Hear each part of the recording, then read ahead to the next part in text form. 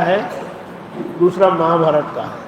आपको जीवन का एक बोध देता है कि हमारा जीवन का लक्ष्य क्या होना चाहिए।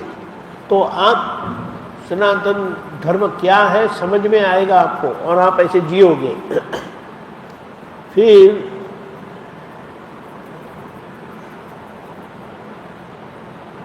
उपवेद बताया, वो अथर्ववेद उसमें है, धनुर्वेद है, गंधर्व वेद है, आयुर्वेद है। करना पड़ेगा ये सब। वो अंदर अंदर मुस्कुराते रहते हैं, इसीलिए मैं बताता हूं। 108 उपनिषद है, 108 उपनिषद पढ़ना पड़ेगा। उसमें कुछ कुछ जो बताया है, ईशावास्य उपनिषद, केनोपनिषद, कठोपनिषद, प्रश्नोपनिषद, मांडुक्योपनिषद वगैरह वगैरह। 18 पुराण है, ब्रह्म पुराण, विष्णु पुराण, शिव पुराण, भागवत पुराण, नारद पुराण, मार्कंडेय पुराण, अग्नि पुराण, भविष्य पुराण, ब्रह्म वैवर्त पुराण, लिंग पुराण, वराह पुराण, स्कंद पुराण, वामन पुराण, कर्म पुराण, मत्स्य पुराण, गरुड़ पुराण, ब्रह्मांड पुराण, वायु पुराण। बोलने को भी तकलीफ होती है, गलत नहीं है, लेकिन कहने की बात क्या है कि बुद्धि से ये संसार से छूटने का इतने सारे प्रयास हो चुके हैं और उसको इस तरह से इकट्ठा करके ये बताया कि ये सनातन धर्म प्राप्त करने के लिए आपको ये सारा परिश्रम करना पड़ेगा। फिर कुछ वेदांग करके है, वेदांग, व्याकरण, ज्योतिष, निरुक्ता, शिक्षा, छंद, कल्पसूत्र। फिर 2 संहिता बताई, संहिता, ब्राह्मण संहिता, आरण्यक संहिता। पढ़ के आओ, फिर ये काम होगा। दादा ने ये सारा अर्घ ये 2 घंटे की ज्ञान विधि में देकर ये सब ऐसा कर दिया, सिखा दिया। उसका मतलब क्या है? ये गलत नहीं है, लेकिन जब ऐसे अनुभवी ज्ञानी नहीं होते, कृष्ण भगवान अनुभवी थे, राम भगवान अनुभवी थे, महावीर भगवान अनुभवी थे, लेकिन जब वे थे तब उनके प्रति शंका की, ऐसा होता है, ये होता है, वो होता है। इसीलिए वे जब थे तब उनको प्राप्त न कर सके, उनसे यह प्राप्त न कर पाए। लेकिन और वे इतना परिश्रम करके आए थे कि वे बोले अभी आपको समझना है तो समझ लो, मैं चला। क्या बताया? आपको समझना है तो समझ लो मुझे देखकर, वरना मैं चला। उन्होंने ऐसा क्या बोले, निष्पृहता नहीं बताई, लेकिन ये मार्ग की कठिनता खुली की कि ऐसा मार्ग है। और दादा भगवान ने जब देखा ऋषभ भगवान ने भरत राजा को यह मार्ग दिया, आसान सीधा, संसार में रहकर वो मोक्ष में जाएंगे, कोई त्याग नहीं करने का, कुछ नहीं करने का। तो उन्होंने कहा हमें भी दे दो प्रभु। तो उन्होंने कहा कि ये तो भरत राजा का एक विकल्प है, एक संजोग है, जिसके कारण उनको ये दिया जा रहा है या दिया। आपके पास वो विकल्प नहीं है। तो दादा को थोड़ा गुस्सा आ गया, यानी गुस्सा आ गया ना, वो उसको नेगेटिव नहीं लेना है। उन्होंने ठान ली, मैं लोगों को ये दूंगा और मैं देकर बाद में सबको लेकर मोक्ष में जाऊंगा, बाद में जाऊंगा। तो ये परिणाम, ये पूरा अर्धकाल चक्र पूरा हो गया। ऋषभदेव भगवान से महावीर भगवान तक वे सभी तीर्थंकर भगवान के साथ बैठे और सभी का आशीर्वाद उन्होंने लिया। इसीलिए हम कहते हैं दादा भगवान यानी 24 तीर्थंकर भगवंतों का इकट्ठा स्वरूप। बोलो, इसलिए हमें ऐसे ही दे दिया। अब बोलो, उसको हम कोई शब्द नहीं है, कोई विशेषण। इसीलिए उपमा और विशेषण जगत समझे, वरना मैं खुद ज्ञान अवतार हूँ। वो ज्ञान अवतार है, उनके लिए आप क्या बोलेंगे, क्या उपमा देंगे, या उनकी तुलना किससे करेंगे आप? असंभव। लेकिन वो हमें मिला और उनके अंदर जो प्रकट था ऐसा ही हमारे अंदर प्रकट किया है। अभी हमें कौन सी झंझट में पड़ना चाहिए वो सोच लेना चाहिए, क्योंकि समस्या ज्ञान की नहीं है, समस्या ज्ञान से भी नहीं है, लेकिन समस्या बुद्धि से है। क्योंकि अभी भी वो बुद्धि हमारे अंदर काम करती रहती है, धक्का मारती रहती है। अकेले हमको धक्का मारे तो अच्छा है, वो लोगों को भी धक्का मारती है। तो यही सनातन धर्म यानी जो हमें जन्म मरण से मुक्त करवाए, कायमी तौर पर सुख का अनुभव करवाए। बोले ये सभी पुराण आ गए, मैं शुद्धात्मा हूँ, उन्हें सकल सूत्र की चाबी मिल गई। अभी आपको जितना जहां उलझना है उलझते रहो, उलझेंगे, थक जाएंगे, फिर बोले अरे सब गलत ही था, चलो पीछे वापस चलो। ये बुद्धि है ना, वो धक्का मारवाती है, मारती है हमें, ये करो वो करो, ये तो करना ही चाहिए, ये नहीं करेंगे तो कैसे चलेगा। और फिर समझ में आता है कि अरे ये सब गलत ही था। दादा ने क्या कहा, एक बहुत बड़ा शास्त्र पढ़ना पड़ेगा आपको। पढ़ेंगे? अरे वो पढ़ना पड़ेगा, दादा भगवान ने कहा है। शास्त्र ये अंगूठे से ये सिर तक का शास्त्र आपको पढ़ना है, और उसे कैसे पढ़ना है मैंने आपको सिखा दिया है। अभी कहाँ जाओगे, कहाँ जाओगे? उसका मतलब क्या है, ये अंगूठे से ये सिर तक, इसके बाहर हमारी कोई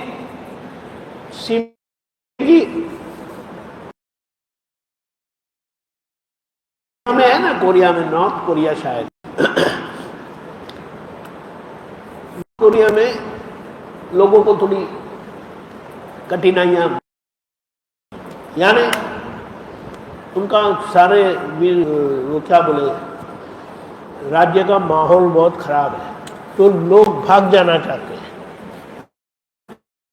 वो देश को छोड़ देना चाहते हैं। लेकिन सारे देश की सरहद पर बंदूक तांग कर वो पुलिस बैठे हैं। जो भागना कोशिश करते हैं उनको मार देते हैं, और जो भागते हैं और नहीं मरे, बच गए, वो निकल गए। ऐसी समस्या है। तो ये लोग ने क्या ढूंढ निकाला, जो है रिश्वत तो सभी जगह चलती है ना, रिश्वत सभी जगह चलती है। वो पुलिस को वगैरह सिपाही को सबको रिश्वत दे देते हैं, फिर वो गोली मारते हैं, लेकिन उनको मारते नहीं, इधर उधर मारते हैं और उनको भगा देते हैं। ऐसे एक भागे, लेकिन अभी वो देश में से बाहर आ गया, उनको कोई छू नहीं सकता अभी, ऐसा है। तो आप बोलो कि ये सरहद के बाहर गए ना हम, तो इसी गोली खानी पड़ेगी। हमें अधिकार ही नहीं है। बिजली सिंह क्या करते हैं, बैठे बैठे हंसते रहते, वो मुझे क्या करना है? उनको जो ज्ञान मिला है, उनको दादा मिले, वो दादा के अंदर एकाकार है। नहीं नहीं, लेकिन वो सारे दिन क्या करते हैं, मुझे जानना तो चाहिए ना। अरे आप इधर इसके अंदर क्या होता है वो देखो ना, समझ में आया? उसे हमारे में पंचायत को क्या बोलेंगे, पंचायत समझते हैं? उसके लिए थोड़ा उसे पर पंचायत बोलते हैं। यानी जो मेरा नहीं है, मुझे कोई लेना देना नहीं, वहां मैं जाके हस्तक्षेप करता हूं, ढूंढ निकालूंगा मैं, क्योंकि इसमें अनुवाद तुरंत होता है। पंचायत का देखो क्या बोलते हैं, अभी पर पंचायत रही नहीं, मुझे कोई लेना देना नहीं रहा, तो इसके बाहर किसके साथ लेना देना रहा? देने का मतलब इससे उलझना नहीं रहा, तो इसके बाहर कहाँ उलझना चाहिए? ख्याल में आया? और जिनके साथ लेना देना है वो तो मैं ही हूं। ये बात समझ के हमें जीना है, और सारे सनातन धर्म का सिद्धांत सभी धर्मों को समाविष्ट करे, सनातन धर्म नहीं, सभी धर्मों को समाविष्ट करे, वो सिद्धांत 5 आज्ञा में हमें दे दिया है दादा ने। अभी बोलो समस्या क्या है? लेकिन हम ये दौरा सारे दिन करते क्या है? इतने बजे सो जाते, इतने बजे उठते हैं, इतना टाइम फोन पर बैठते हैं, इतना टाइम ये करते हैं। ये धंधा मेरा है, ये क्या करता है उसको देखना है, क्योंकि यह देखेंगे तो यहाँ देखकर समझकर सुधार करके हम मुक्त हो जाएंगे। मैं इनसे बंधा हूँ, किसी और से बंधा नहीं हूँ। और ये जब हम हो जाते हैं इतने स्वार्थी, तो दादा भगवान ने बताया सभी तीर्थंकर भगवान ज्ञानी पुरुष ऐसे स्वार्थी थे, लेकिन जो सही मायने में स्वार्थी होते हैं ना, वही परार्थी होते हैं, यानी उन्हीं से लोगों का कल्याण होता है, क्योंकि उनका जीवंत उदाहरण एक मिसाल देती है कि मुक्ति के मार्ग पर कैसे चलना होता है। बहुत बड़ी बात बताई। किसी को धक्का मारने का तो प्रश्न ही नहीं उठता, लेकिन वो खुद अपने साथ इतने सतर्क रहते हैं कि एक गलती को भी वो अनदेखी नहीं करते, और बताते क्या है, एक गलती भी दिखाई दी ना तो उसका प्रतिक्रमण करना चुकते नहीं है। बोले ऐसे करते करते मैं यहाँ पहुँचा हूँ, और आपको वो सीधा बना बनाया हलवा आपको खिला दिया। अब मजा करो, लेकिन मजा ये अंगूठे से सिर तक इतना ही, इसके बाहर मजा करने नहीं जाना, नहीं तो मार पड़ेगी। ये बात समझ लेना है। झगड़ना है तो इन्हीं से झगड़ो, बहुत प्रेम करना है तो इन्हीं से करो, इसके बाहर गए ना तो मार खाना पड़ेगा।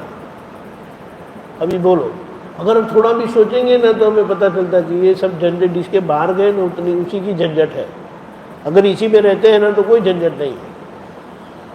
बोलो, वो क्या करते हैं, वो क्या सुनते हैं, वो क्या खाते हैं।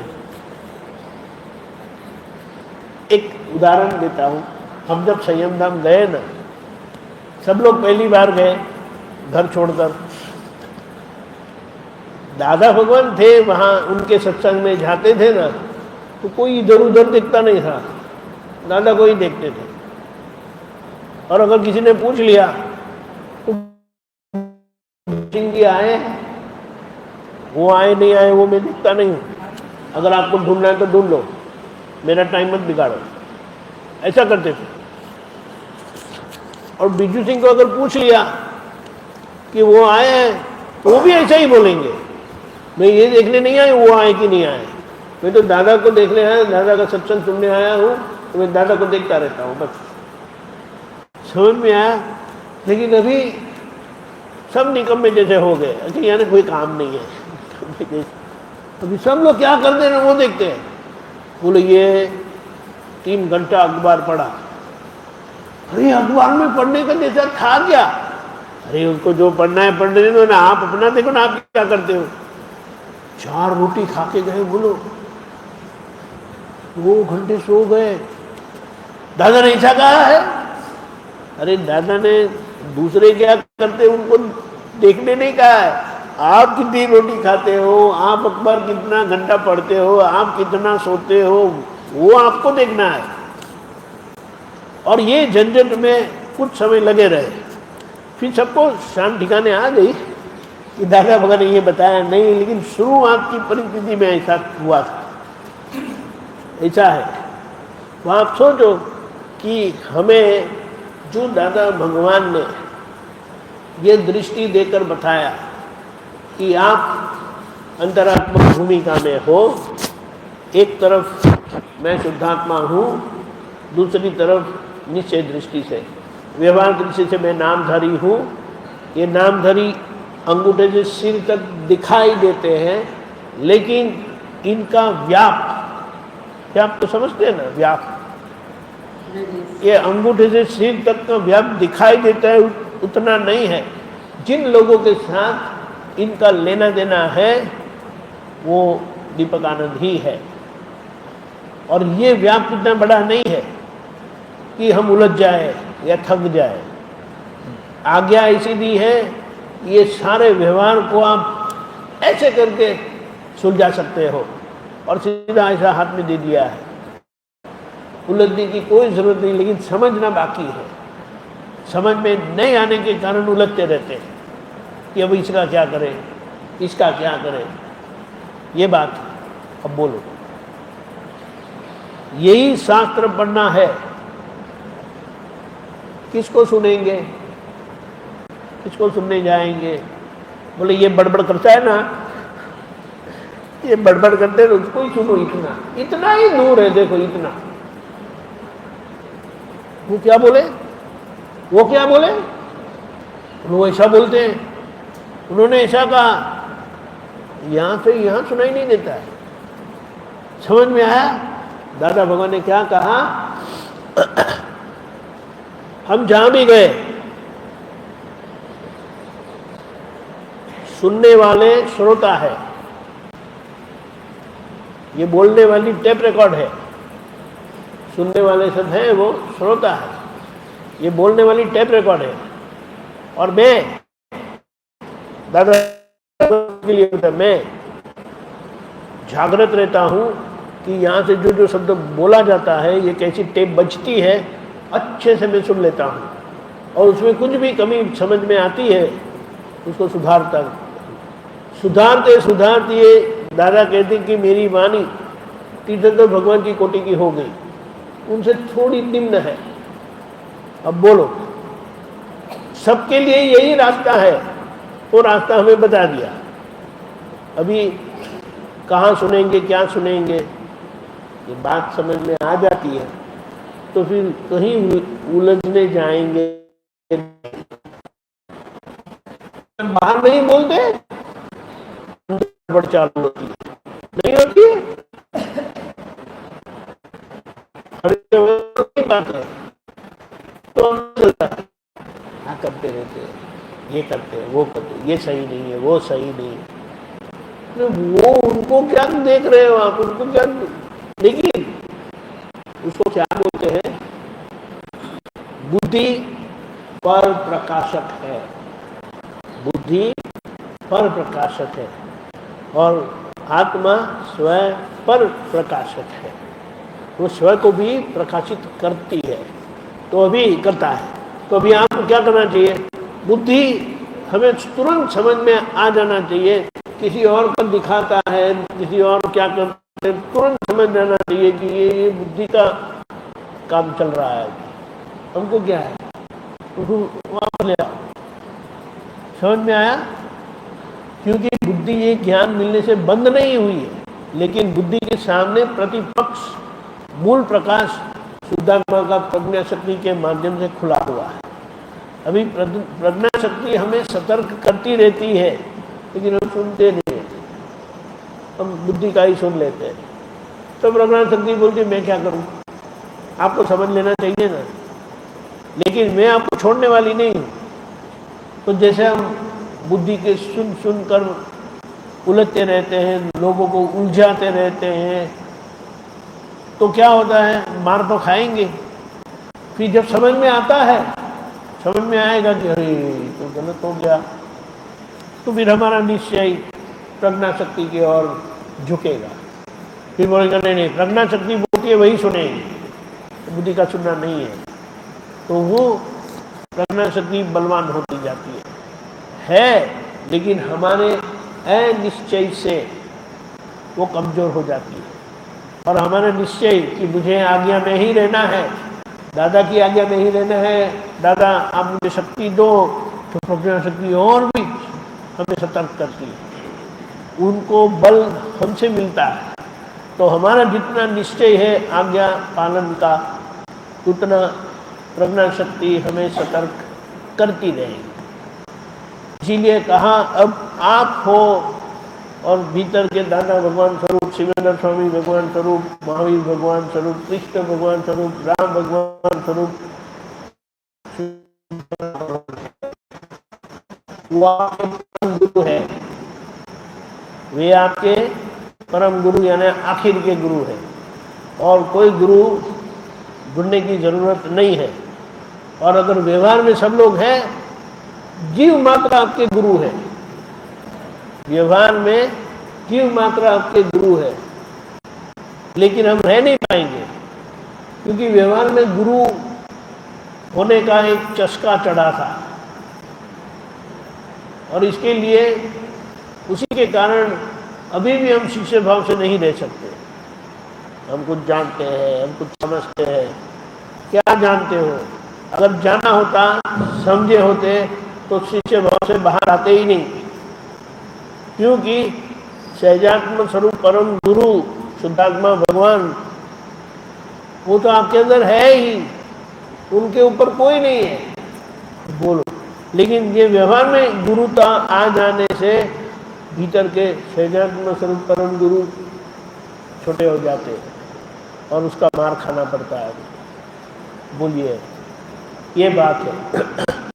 तो अभी ये दिमाग में रखकर बहुत कुछ आएगा। ऐसा नहीं कहा जाता कि यहाँ मत जाओ, वहाँ मत जाओ, जहाँ आपको संजोग ले जाता है जाओ, लेकिन सुनो और समझो हमें क्या मिला है, दादा ने हमें क्या दे दिया। तो हमें समझ में आएगा कि ये जो बुद्धि की क्या बोलते हैं, कसरत ही बोलते हैं ना एक्सरसाइज को, हाँ वो बुद्धि की कसरत, मात्र बुद्धि की कसरत है। ज्ञान का वो क्या बोलते हैं, एक तिनका जितना भी ज्ञान नहीं है। वो मानते हैं लेकिन उनके लिए वही सही है, बुद्धि का प्रकाश ही उनके लिए मार्गदर्शक है। क्योंकि जब तक ज्ञानी नहीं मिलते, ज्ञान प्रकाश खुला होता नहीं है, तब तक बुद्धि ही मार्गदर्शक रहती है। वो गलत नहीं, लेकिन ये समझना पड़ेगा कि हमें क्या मिला है और हमें क्या करना है। और ये हमें समझ में आ गया। क्या बताया? ज्ञान क्रिया से मोक्ष है, ज्ञान क्रिया भ्याम मोक्ष। तो अभी अज्ञान क्रिया रही नहीं, लेकिन अज्ञान क्रिया जो हो चुकी थी उसके परिणाम अभी बाकी है, परिणाम आते हैं और वो परिणाम बुद्धि के माध्यम से खाली होते हैं और बुद्धि हमें उलझाने का प्रयत्न करेगी। अगर हम बुद्धि को गाली देते हैं, तू ऐसी है, तू वैसी है, तो मुझे क्यों गाली देते हो? आपको ज्ञान मिला है तो आप ज्ञान का क्यों नहीं सुनते? मेरा क्यों सुनते हो? समझ में आया? समझ में आया? मैं कहता क्यों कि आप मुझे सुनो? मैं तो आगे का थका, आपने अज्ञानता में जिसको पोसा था, बढ़ावा दिया था, तो ये आज निकल रहा है, तो उसको निकल जाने दो, मेरा सुनते क्यों? तो हमें कान पकड़ना पड़ता, स्वीकार है, गलत हो गया, क्षमा करो। हमें प्रज्ञा शक्ति का ही सुनना है। प्रज्ञा शक्ति हमें एक रखेगी और बुद्धि का प्रकाश आज भी भेदभाव करा सकती है, इसीलिए यहाँ जागृत रहना है। उसको क्या बताया? दादा ने बड़ी मुश्किल से हमें जगाया। भी जागने के बाद जो सो जाते हैं ना, उनको कौन जगाएगा भला? समझ में आया? वो तो ये जागने के बाद जो सो जाते हैं और उसका जो मार खाते हैं ना, जब उनको समझ में आएगा तो वो खुद ही जानना पड़ेगा, क्योंकि अभी वो सुनेंगे नहीं ना किसका। वो बोलेंगे मुझे दादा भगवान मिल गए, मुझे सब कुछ मिल गया है, और खुद भी सोते हुए दूसरों को सुलाते रहते हैं। अब वो लोग क्या करेंगे? यानी खुद भी भेद में रहते हैं और दूसरे के अंदर वो भेद का जहर खोलते रहते हैं। मार ही खाना पड़ेगा। और सीधा रास्ता दिया है, बोला इधर उधर देखना ही नहीं है। ये समझ से, यही अंगूठे से सिर तक हमारा पूरा निरीक्षण रखना है। किसी के प्रति एक छोटा भी स्पंदन हुआ, एक छोटा सा विचार आया, तो उसका प्रतिक्रमण करके उसको हटा दो। ऐसे हटाते हटाते दादा ने कहा हम यहाँ तक पहुँचे। और हम ऐसे स्वार्थी हो गए हैं ना कि अगर आप कल्याण इच्छा रखते हैं अपनी, तो मेरा पूरा समय है, लेकिन अगर आपको झगड़ा ही करना है, कुछ आता नहीं है मुझे। वो कान में सुनते भी नहीं है, मुझे कुछ आता नहीं है ऐसा करके बैठ जाते, क्योंकि वो सब करके आए और वहाँ केवल बुद्धि को ही आधार देना है, और वो अभी हमें नहीं देना है। ख्याल में आया? ऐसी बात आई ना, इसीलिए वो क्या कहते हैं, बड़ा अच्छा कहा है उन्होंने। अगर कोई ऐसे अधिकारी आते हैं तो क्या बोलते हैं, आपके सामने जो बैठे हैं ना, वो हाजिर परमात्मा है, जो चाहे वो मांग लो। ज्ञानी पुरुष उन्हीं को कहा कि आप जो मांगो वो आपको दे देते हैं। लेकिन ऐसे अधिकारी आए तब, और कोई अहंकारी आ जाते हैं, वो तो आ भी सकते हैं, तो बोलता रहे मैं तो सबसे छोटा हूँ, ये सारे विश्व के लोग मेरे गुरु हैं, मैं सबका शिष्य हूँ, हार के बैठा हूँ, बोलो जीतना है तो आओ मेरे पास। अब क्या बताएंगे, ये बात है। अभी ये समझ से तुम्हें जिए जाना है। देखो हम अभी एक पद लेते हैं। हाँ,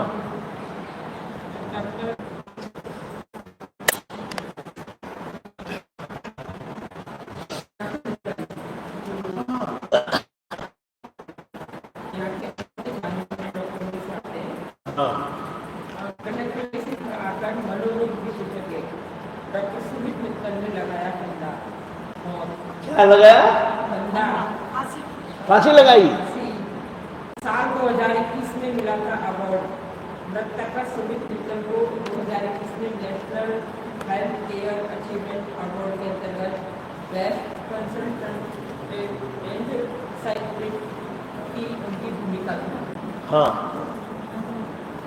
अब बात ये आ रही है, लोग ये पूछ रहे हैं कि जब मनोरोग विशेषज्ञ ही फंदा लगा सकता है, तो अब इनका इलाज कौन करेगा बाकी लोगों का?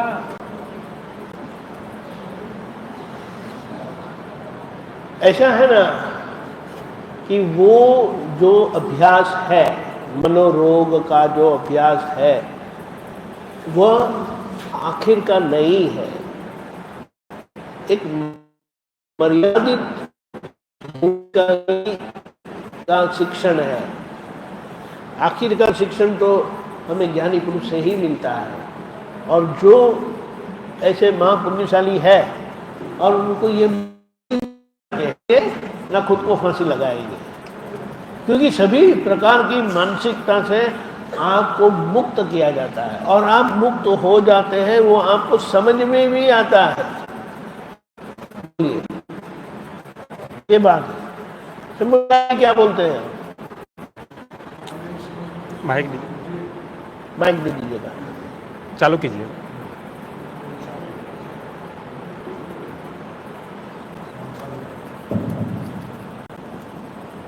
आपने दो बात बताई, समुदाय और ये समुदाय जी बोलो ना।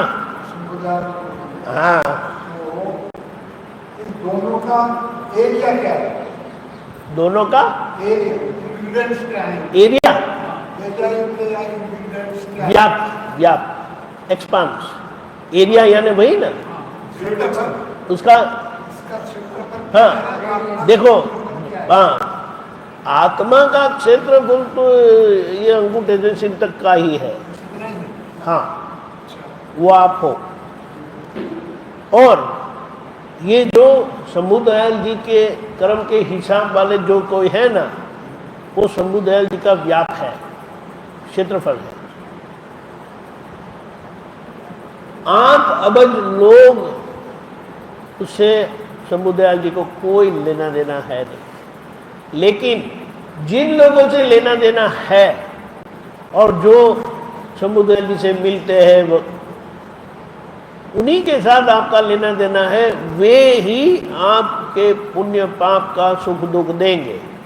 अभी उनका आपको निपटारा करना है, और वो ज़्यादा नहीं है, कुछ ही है ऐसा करके गिनती में आ जाए ना, ऐसा है।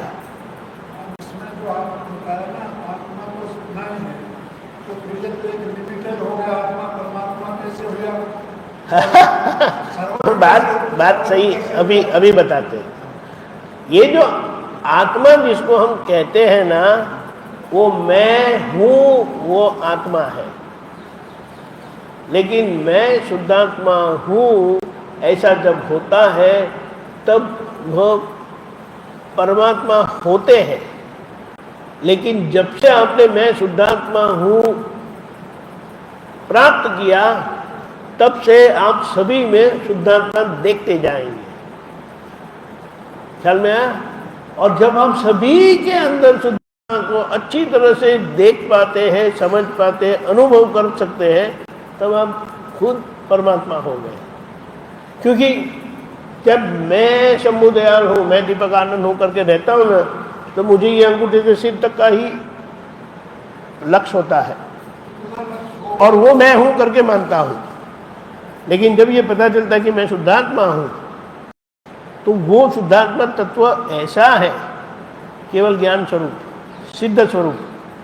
लेकिन वो सिद्ध स्वरूप की समझ हमें नहीं मिली है।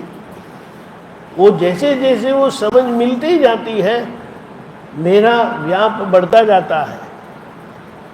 यानी मैं शुद्धात्मा हूँ, वो ऊपर से, यानी ऊंचे से ऊंचे देव गति से लेकर आखिर के नरक गति के सभी जीवों के प्रति मैं शुद्धात्मा हूँ, आपको अनुभव होता है।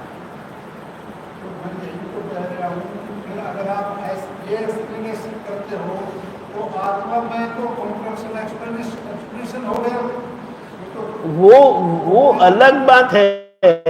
लेकिन ये खुद की अनुभूति की बात है। अनुभव से मान लो, अनुभव होता है, मान लेने का नहीं। अनुभव भी होगा तो किसी होगा, कोई लिमिट होगी, कोई लेकिन वो अनुभव आपको होगा। मैं शंभुदयाल हूँ, तो बस ये शरीर से सीमित हूँ मैं। दूसरे शंभुदयाल आपको कभी कहीं मिलेंगे नहीं। देखना चाहते हो तो आपको आईने में ही मिलेंगे, और कहीं मिलेंगे नहीं। लेकिन जब आपकी पहचान मैं शुद्धात्मा हूँ होता है, तब आप शंभुदयाल से छूट गए और बहिर्मुख से अंतर्मुख हुए। अभी अंतर्मुख की यात्रा, जिन जिन लोगों के साथ आपका परिचय होता है, लेना देना होता है, वो सभी के साथ का निपटारा आप कर लेते हैं। तब आपको अनुभव होता है कि सभी में मैं ही हूँ। और वो जब होता है, यानी सभी के अंदर आप शुद्धात्मा को समझ सकते हैं, पहचान सकते हैं, अनुभव करते हैं, तब वही आप जो शंभुदयाल से सीमित है, शुद्धात्मा हुए, वही आपको परमात्मा की अनुभूति होती है। परमात्मा की अनुभूति यानी सभी के अंदर मैं ही हूँ। वरना मैं शंभुदयाल, वो इतना ही मैं हूँ और सबसे अलग हो जाता हूँ। और जब मैं परमात्मा स्वरूप हो जाता हूँ, तब किसी के साथ आपको भेद नहीं है, व्यवहार से भी नहीं, निश्चय से तो नहीं। लेकिन ये जो चेंज हुआ, ये रिवर्सेबल है, अनरिवर्सेबल? इरिवर्सिबल। इरिवर्सिबल नहीं, रिवर्स नहीं होता है। एक बार ऐसे, इसीलिए दादा ने क्या कहा, यहाँ फंसना नहीं, यहाँ फंसोगे तो निकल नहीं पाओगे। सोच समझ के फंसना इधर, एक बार अंदर आने के बाद वापस नहीं जा पाओगे। लेकिन जो अंदर आते ना वो वापस जाना भी चाहते नहीं है, यही बात है। क्योंकि खुद को खुद की अनुभूति होने के कारण वो अनुभूति ऐसी है कि सभी में आप अनुभव करना शुरू हो जाते हैं। कोई झगड़ा करने आए ना तब उनके पैर पड़ोगे तो वो क्या झगड़ा करेगा, ख्याल में आया? क्योंकि अभी आपको छूटना है, आपको शंभू दयाल जी का भी पक्ष नहीं रहता। बहुत बड़ी बात है, क्योंकि आपको शंभू दयाल जी से बहुत ऊपर भूमिका मिली है, तो इतने नीचे क्यों जाएंगे अभी हम? इसीलिए शंभू दयाल भी ऐसे लघु भाव के होते होते लघुतम हो जाते हैं। ये फाइल का संभव से निपटारा में यही हमें दिया। जब भी मैं ही फिर आप किससे उलझोगे, किससे झगड़ा करोगे, वो सब बंद हो जाएगा। अभी से ही बंद हुआ है, लेकिन वो समझ में नहीं आता है। और पूरी समझ से जब वो पक्का अनुभव सिद्ध होता है ना, तो वो अनुभूति आपको ही होगी। और आपके साथ जो बगल में है ना, उनको ऐसे ही शांति होगी। आप कुछ बोलते नहीं है, कुछ करते नहीं है, लेकिन आपका हिंसक भाव बिल्कुल खत्म हो गया। क्योंकि आपका मैं व्यक्ति स्वरूप हूँ, यही डॉक्टर साहब, वो निकल गया। क्योंकि आप जो सीमित थे शंभू दयाल जी में, वो सीमा आपकी टूट गई और आप असीम हो गए। वो असीम था जो है वो शब्द नहीं कर सकता, वो अनुभव ही है। वो शब्द के ऊपर क्या अनुभव है, इसलिए क्या मूल अनुभव शब्दातीत है, वो आपको अनुभव होता है और वो होगा।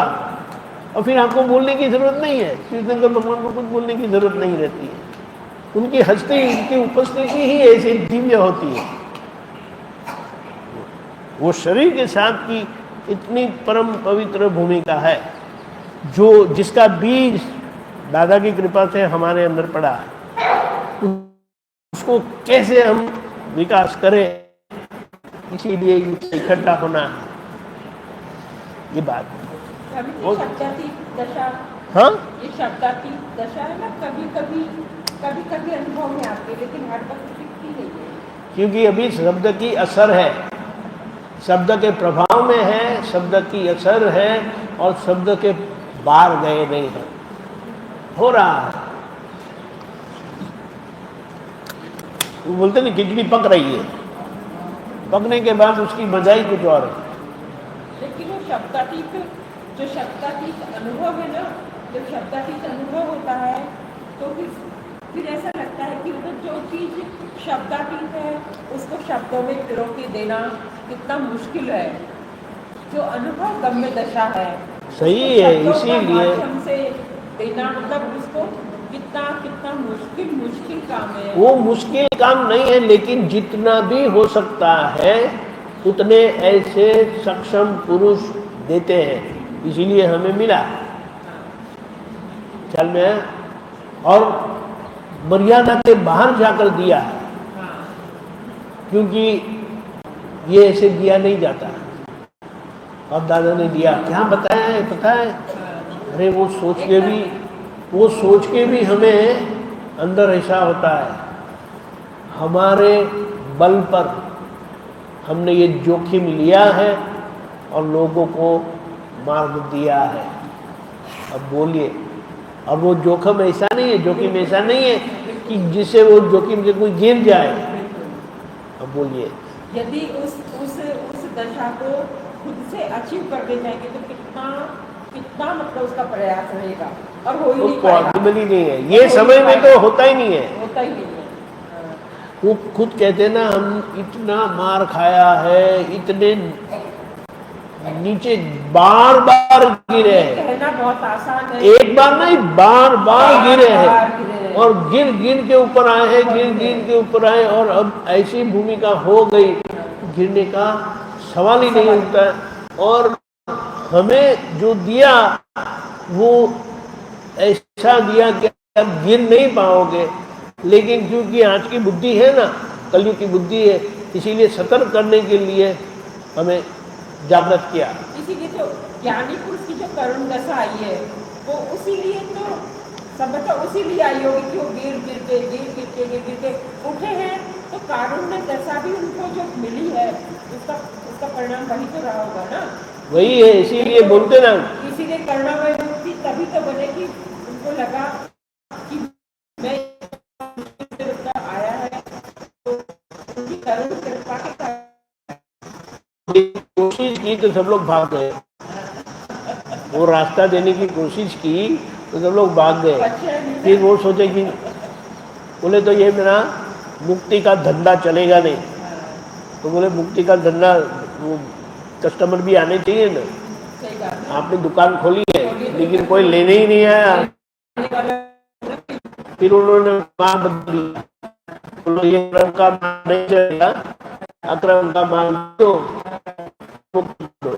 और वो ऐसा है ना, वो उन्हें भी नहीं देगा, दूसरों को भी सोने नहीं देगा।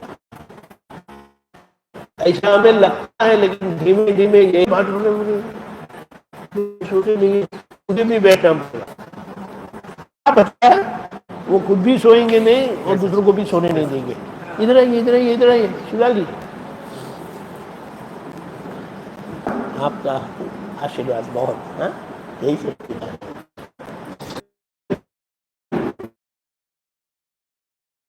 वो कम आए हैं यहाँ, एक बार आए थे शायद, एक बार आए।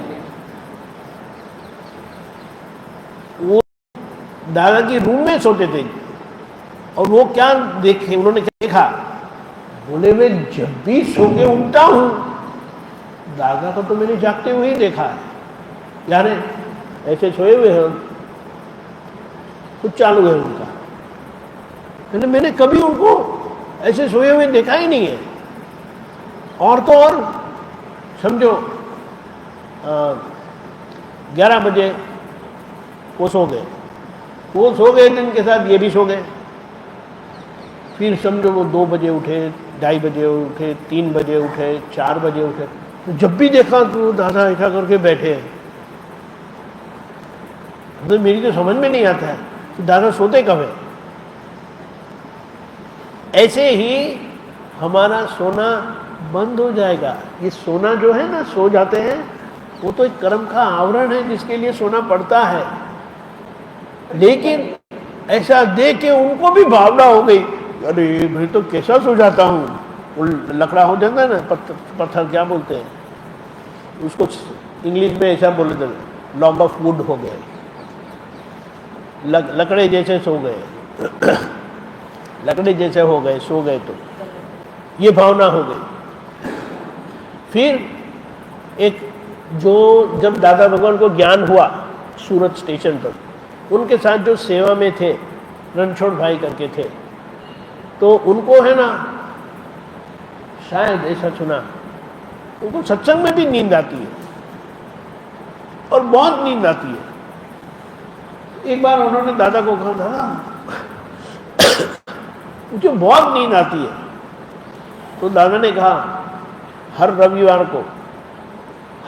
को आपको सोना नहीं है, बैठे रहने का, लेटने का नहीं, सारी रात बैठे रहने का। दादा मोहन सिंह जी करो बोलो, आप मानेंगे नहीं, उनकी नींद ऐसी चली गई।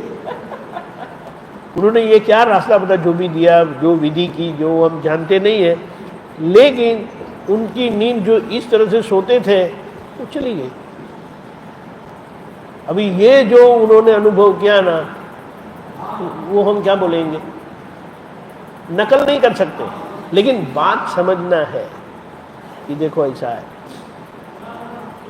तो हमारे चारित्र से लोगों को बोलना नहीं है, डांटना नहीं है, मारना नहीं है, वो देख के ये सब भाव होता है, ऐसा होना है कल, और वो हो ही जाएंगे। जब तक जीवंत उदाहरण हमारे सामने होते नहीं है, तब तक ऐसी भावना भी आती नहीं है, होती नहीं है। और एक बार ऐसी भावना हो गई ना, उसको कोई रोक नहीं सकता। ये बात। भावना का ही फील है। हाँ, भावना का ही फील है। डॉक्टर को देखा तो डॉक्टर बनने की भावना हो गई, ये बात। इंजीनियर को देखा, इंजीनियर की भावना हो गई। ये कुछ लोग ये बच्चों को पूछते हैं ना, क्या होने का है? मैं पुलिस बनने वाला हूँ, ऐसे डॉक्टर होने वाला हूँ। अभी कल ही बच्चे को पूछा क्या करने वाले हो? IAS करने वाला। बोलो, अभी IAS का उसको मतलब भी मालूम नहीं हो, लेकिन वो जो हो गया ना, वो दिशा में यात्रा शुरू हो जाती है। और तो काम करता है, भाव करते करते स्वभाव प्राप्त हो जाता है, और जब स्वभाव प्राप्त हो जाता है तब नहीं। मुझे पूछना है, एक मिनट,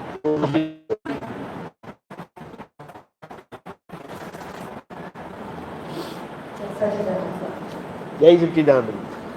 स्वामी जी, आपका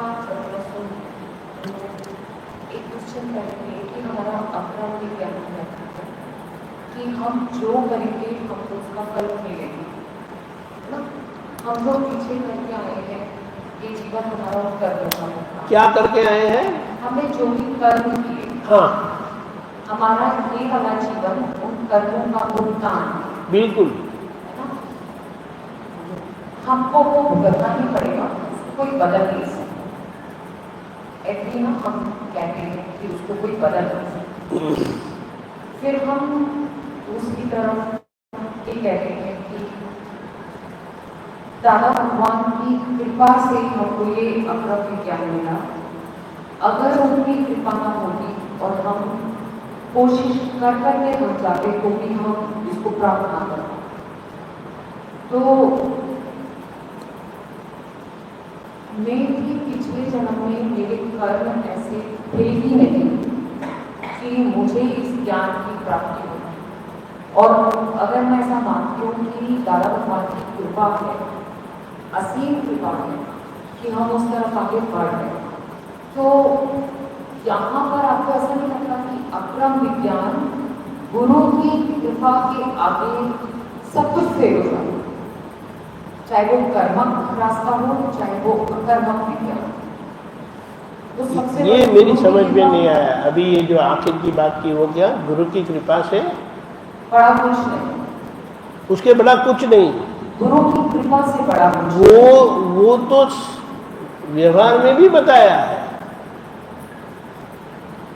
मोक्ष क्या बताया? वो कुछ है, मोक्ष मूलम ज्ञानी कृपा, गुरु मूलम गुरु कृपा। ये बात बताई। तो फिर हम अक्रम विज्ञान की बात की बजाय, अक्रम विज्ञान की बात करने की बजाय गुरु की कृपा को ज्यादा ऊंचा दर्जा ना दें। क्या क्या बताया? अक्रम विज्ञान, अक्रम विज्ञान की बजाय गुरु की कृपा ज्यादा बड़ी हुई ना। लेकिन वो गुरु ने अक्रम विज्ञान दिया, इसीलिए वो है तो कृपा गुरु की, ज्ञानी की कृपा है। लेकिन उन्होंने जो दिया वो क्या दिया? तो बोले हमारी कोई भूमिका ना होने हमें कर्म मुक्त किया। तो मतलब एक कर्मों का काम खत्म किया ना गुरु ने भी। बिल्कुल खत्म किया है, लेकिन समझ में नहीं आता, यही प्रॉब्लम है। और वो जिनको समझ में आ गया, वो किसी भी प्रकार का कर्म होगा ना, उसको स्पर्श नहीं कर सकता। अगर मेरे कर्मों का भुगतान आता है, बड़े किसी कर्मों का भुगतान आता है, हाँ, तो मुझे कुछ बुरा मैं करके मुझे बुरा मिलना है, हाँ, क्योंकि मैंने कर्म किए हैं बुरे, तो बुरे कर्म का भुगतान मिलेगा। हाँ। और इस टाइम में दादा की शरण में और मैं उनसे प्रार्थना करती हूँ, तो क्या वो कर्म मुझे मिला पाएगा? शंका होती है तो प्रॉब्लम है। मैं एक उदाहरण देता हूं। बच्चा है, मम्मी का हाथ पकड़ा है, बाजू में से कुत्ता जाता है, मम्मी बोलती मैं हूं ना, लेकिन फिर भी वो होता है। अभी क्या समझना है, मैंने उसको मम्मी के ऊपर विश्वास नहीं है ना, ये बात समझना है। और दादा ने क्या कहा है पता है, अरे ये तो सोच के भी हमें ऐसा होता है ना, आपने मेरा हाथ नहीं पकड़ा है, मैंने आपका हाथ पकड़ा है, इसीलिए मैं आपको मोक्ष में ले जा रहा हूं। आपको तो कहाँ है मोक्ष की पड़ी, अभी भी आपको संसार की उलझने परेशान करती है, ये चाहिए वो चाहिए, लेकिन मैंने हाथ पकड़ा है और मैं खींच के ले जा रहा हूं। और हम ये अनुभव करते हैं, बिल्कुल अनुभव करते हैं हम। अभी करेंगे बोलो, तो फिर मोक्ष की चिंता मत करो, सीधा अपने गुरु पे विश्वास करो और आगे बढ़ो, चलो। वही बात है, क्या बताया है, अभी मोक्ष की हमें फिक्र नहीं है। दादा ने क्या कहा, आपको मेरी आज्ञा में रहना है, मेरी आज्ञा की फिक्र करो। बस मोक्ष तो इसे हाथ लेके पहने क्यों आएगा, वो सामने आएगा, ये नहीं करना है हमें। अगर ये हमारी श्रद्धा में पक्का बैठ जाता है ना, अरे आपकी हस्ती एक दिव्यता है। हकीकत में ऐसा है, एक एक महात्मा की हस्ती, उनका अस्तित्व, उनकी उपस्थिति दिव्यता है, वो हम जानते नहीं है। एक बात बताई, दादा के सत्संग में आए थे, तो वो थोड़े, सब कोई ऐसे बुद्धू तो नहीं होते, जागृत भी होते, समझ भी सकते। वो धीमे से दादा को पूछे, दादा इन लोगों को क्या कहते हो? सबके चेहरे पर एक प्रकार की प्रसन्नता है, एक प्रकार का नूर है। दादा ने क्या कहा पता है, अरे आपको देखने को आया ना, वो बहुत बड़ी बात है। आपको देखने को आया वो बड़ी बात है, और हम अपने आप को ऐसा समझते हैं, हम ऐसे हैं, हम वैसे हैं, नहीं है। बहुत बड़ा परिवर्तन हुआ है, लेकिन बोलते ना, सारा हाथी निकल गया, पूंछ अटक गई। वो पूंछ कैसे निकलना वो समझ नहीं आता है, इसीलिए परेशान रहते हैं। अभी वो भी निकल गई तो सारा हाथी निकल गया। हाथी को कितनी पूंछ होती है, कितनी नंबर एक ही होती है, कितनी नहीं, कितनी यानी नंबर एक ही पूंछ होती है। तो सब लोगों के अंदर वो एक कोई पूंछ है जिससे वो अटक गए, लेकिन वो ढूंढना, वो क्या बोले, वो खाना खाने की चीज नहीं है। लेकिन दादा ने जो दृष्टि दी है, दादा ने जो आज्ञा दी है, उससे वो पूंछ को आप पहचान पाओगे और छूट जाओगे। और यही हमारा लक्ष्य है कि वो पूंछ कहाँ है, और वही हमें परेशान करता है। वरना सारा हाथी निकल गया है, बिल्कुल निकल गया है, बिल्कुल निकल गया है, लेकिन सब कोई कहीं न कहीं अटके हुए हैं। लेकिन वो क्या बताया, कोई एक प्रकार की विशेषता में हम ऐसे उलझ गए हैं कि वो विशेषता को हम समझ नहीं पा रहे हैं, और इसीलिए परेशान है। और वो विशेषता ऐसी है कि सारे लोगों को वो दोषी देखते हैं, और मैं ही सियाना हूं। ये बहुत जोखिम वाली बात है। वो पूंछ ऐसी है ना, विशेषता वाली, कि जिसके कारण आपको सब बेकार दिखते हैं, सब निकम्मे दिखते हैं। मैं ही ठीक हूं, अभी ये कैसे निकलेगा? और जब वो निकल जाती है तब पता चलेगा मैं ही निकम्मा हूं, दूसरे सब अच्छे हैं। बोलो, और ये सही बात है, बिल्कुल। ये सब लोग जो आते हैं ना, हमारा इम्तिहान लेते हैं कि क्या हम इनसे लघु भाव से जी सकते हैं या नहीं। समझ में आया? हम किसी से भी मिलते हैं ना, तो हमको बड़ा होने का एक चस्का लग गया, रोग बैठ गया कि मैं बड़ा हूं। और ये चाबी मैंने अपने गुरु से बहुत मार खा के सीख ली है। इसीलिए मैं किसी को शिष्य होने का मौका, जो ये चाबी जिनको मिल गई ना, उसी का लाइन में मोक्ष में जाएगा, कभी कहीं उलझेगा नहीं, कभी कहीं भी वो खो जाएगा नहीं। और यही रास्ता हमें भी दिया है, दे दिया है, लेकिन हमारी बुद्धि है ना, ये बीच में आड़े आती है। भला ऐसे तो कोई हो सकता है? ऐसा करेंगे तो हम जिएंगे कैसे? जैसे हमारी सांसें हम चलाते हैं ना, ऐसा सोचते हैं सांसें चल रही है कि हम चलाते हैं, बोलिए। इसीलिए ये प्रकृति की सारी शक्तियां किसकी है? मेरी है। लेकिन मैं लघु भाव से जी नहीं सकता, इसीलिए वो मेरे सर पर सवार है, वरना वो मेरी सहायता के लिए ही है। मैं सीधा नहीं चलता, मैं शिष्य भाव से नहीं रहता, इसीलिए वो मेरे लिए होने पर भी मेरे काम में नहीं आती है। ये बात है। छोटे बच्चे होते हैं ना, कोई भी उनको उठा लेते हैं, बड़े होते तो बोले चल के आओ। समझ में आया? इसीलिए छोटा होने को जिनको आ गया, उनको ये प्रकृति उठा लेती है। और इसीलिए जिनको ये छोटे होने का रास्ता मिल गया, लघुतम होने का रास्ता मिल गया, उनको कुदरती कोई रोकते नहीं है। और दादा भगवान ने क्या किया?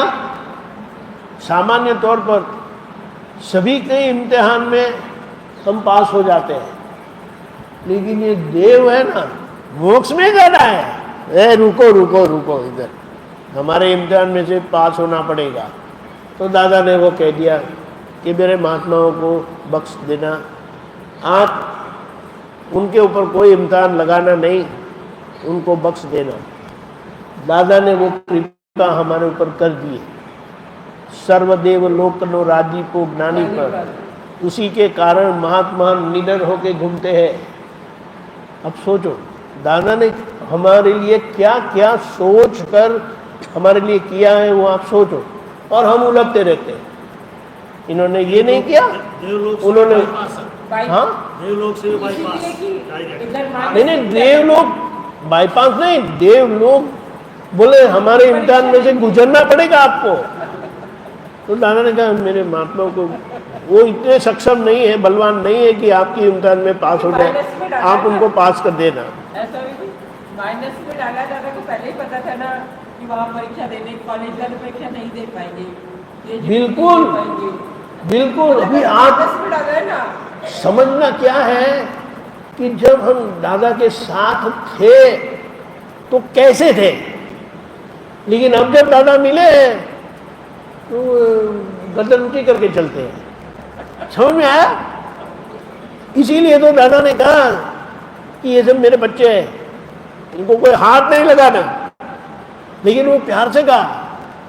आप सोचो, तो देवों को भी विनती कर दी कि इनको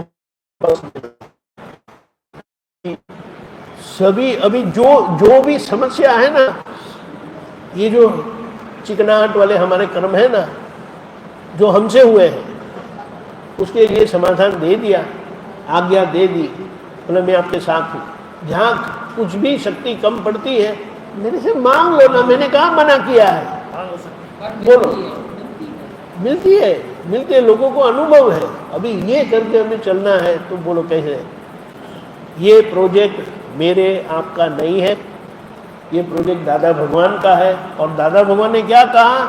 ये प्रोजेक्ट मेरा भी नहीं है, ये प्रोजेक्ट युगों से देवों का है।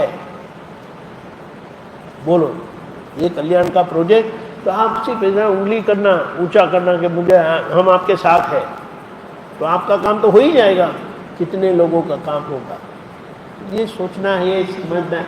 और विकल्प करते रहेंगे तो विकल्प ही करते रहेंगे आप, ये बात है। बोलिए, अब ये दादा भगवान को ऐसा देखते हैं कि 5.5 फुट के हैं, 5.5 फुट के हैं, बाहर से दिखाई देते 5-5.5 फुट के, लेकिन उनका व्याप ब्रह्मांड का है। बोलो, और वो हमारे अंदर प्रकट किए हैं और हम उलझते रहते हैं। इसीलिए कहा कि समझ लो, इसीलिए यहाँ आने का हेतु ही यह है कि आप समझ लो कि हकीकत क्या है और उसका उपयोग करो। ये पूंछ से जागृत रहो बस। कहीं ना कहीं पूंछ अटक जाती है और हम निकल नहीं पाते, और ये हम महसूस भी करते हैं, लेकिन पकड़ नहीं पाते कि कहाँ अटक गई ये बात है। चलो अभी ये भजन देखते हैं। हाँ?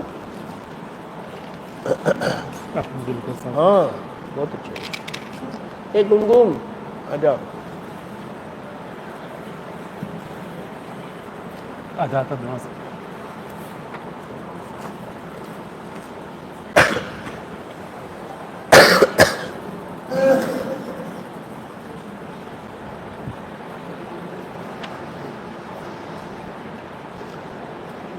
जय सच्चिदानंद। जय सच्चिदानंद। अपने दिल को साफ बनाकर, अपने दिल को साफ बनाकर, मिटा दो हीनाचार, मिटा दो हीनाचार। भौतिक सुख की लुट वृत्ति को, भौतिक सुख की लुट वृत्ति को, समझ लो दुष्टाचार, समझ लो दुष्टाचार। अपने दिल को साफ बनाकर, अपने दिल को साफ बनाकर, मिटा दो हीनाचार, मिटा दो हीनाचार। छुप छुप के जो काम किए हो, छुप छुप के जो काम किए हो, वहीं पे डर है गलत जिए हो, वहीं पे डर है गलत जिए हो। जगत विषय में लोलुप लुप्ति, जगत विषय में लोलुप लुप्ति, जीवित नरकागार, जीवित नरकागार। महादुखदाई मोह मूर्छना, महादुखदाई मोह मूर्छना। आग है अत्याचार, आग है अत्याचार। अपने दिल को साफ बनाकर, अपने दिल को साफ बनाकर, मिटा दो हीनाचार, दो हीनाचार। ऊपर ग्रह वितराग खड़े हैं, ऊपर ग्रह वितराग खड़े हैं, मन तंत्र वायर वहाँ जुटे हैं, मन तंतवायर वहाँ जुटे हैं। नवग्रह तंतु मन में पड़े हैं, नवग्रह तंतु मन बड़े हैं।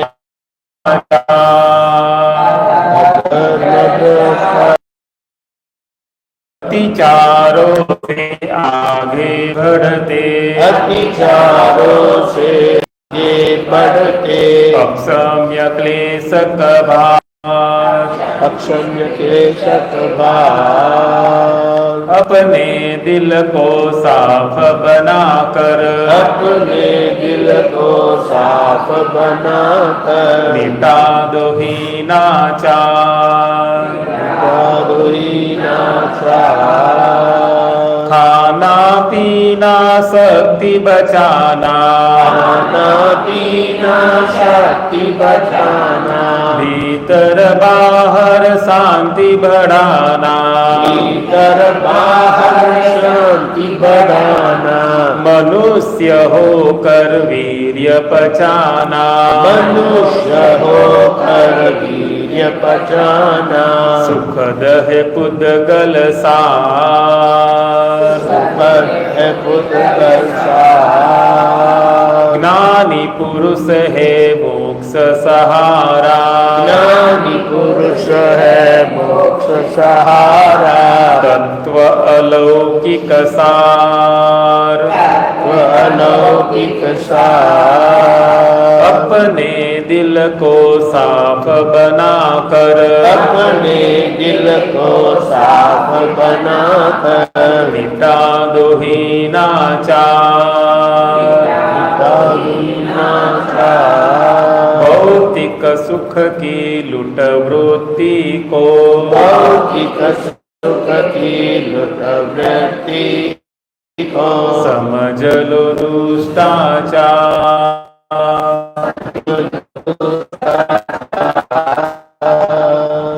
जय सच्चिदानंद। जो चीज को हमें छिपाना पड़ता है, कहीं पर ये दोष पड़ा है, पूछ वाला दोष, और वो निकल गया। दादा ने क्या कहा, हम ओपन टू स्काई हुए हैं, हमारा उद्गल पारदर्शक हुआ है, ट्रांसपेरेंट हुआ है, और हमारा उद्गल अभी ट्रांसपेरेंट नहीं है। तो कहाँ अटका हुआ है, उसे ढूंढ निकालना है।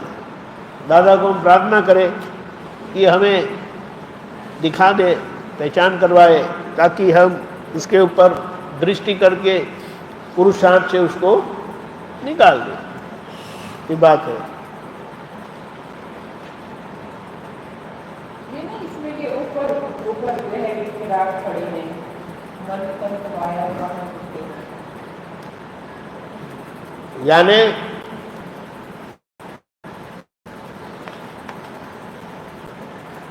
वितराग भगवान पुरुष मुक्त होकर ऊपर चले गए हैं, यानी कि मोक्ष में गए हैं, सिद्ध गति में गए हैं, और मन तंत्र वायर वहाँ जुटे हैं। का मतलब क्या है, हमारी भी भावना वही है कि हमें भी मुक्त होना है। और सब ग्रह मन में पड़े हैं, 9 प्रकार के ग्रह, आग्रह, हठाग्रह, वक्तजाग्रह, परिग्रह, अभिग्रह, वो सब 9 प्रकार के बताए हैं। तो ये ग्रहों के साथ हमारी मुक्ति कैसे होगी, इसीलिए वो 9 ग्रहों की पूजा करते हैं। लेकिन वो पूजा स्थूल पूजा है। तो स्थूल पूजा करते करते आप सूक्ष्म में अपने भीतर ये जो 9 प्रकार के ग्रह हैं उसको आप निकालते जाओगे, तब मन सहज होगा, स्पष्ट होगा, और हमारा तार वहीं पर जुड़ा रहेगा। लेकिन अभी तो सब खींचातानी नहीं होती जीवन व्यवहार में।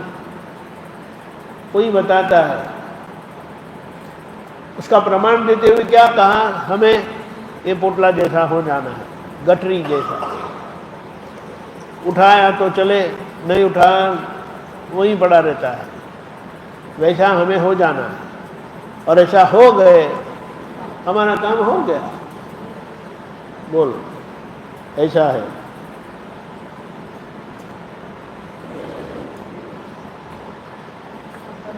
वितराग की सही परिभाषा क्या रही? वितराग ऐसा है ना, द्वेष जितना आसान है, लेकिन वितराग यानी राग को जीतना, जो राग से भी पर हुए हैं, वो आसान नहीं है।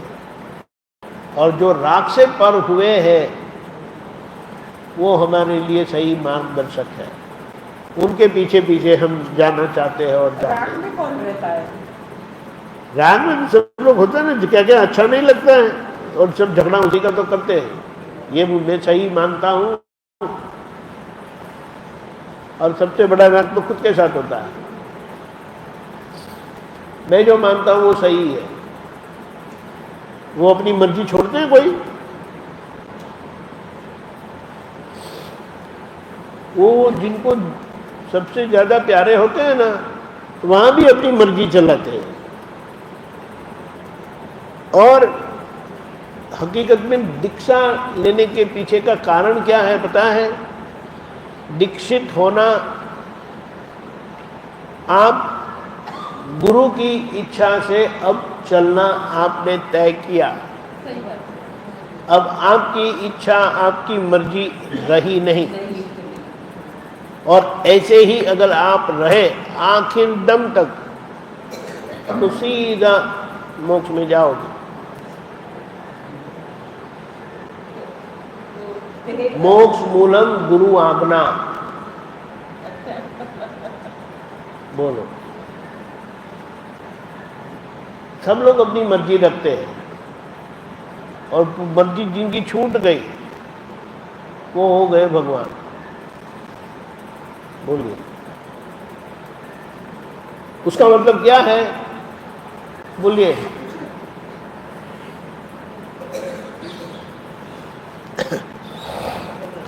स्वामी जी, कभी कभी तो ऐसा लगता है कि अपने है ना, कि टाइम, और कभी लगता है कि क्या इस बार कोई और जीवन है, मोक्ष है। शादी हो भी होने के बाद किसका अनुभव है कि तो खुशी ही मिलेगी?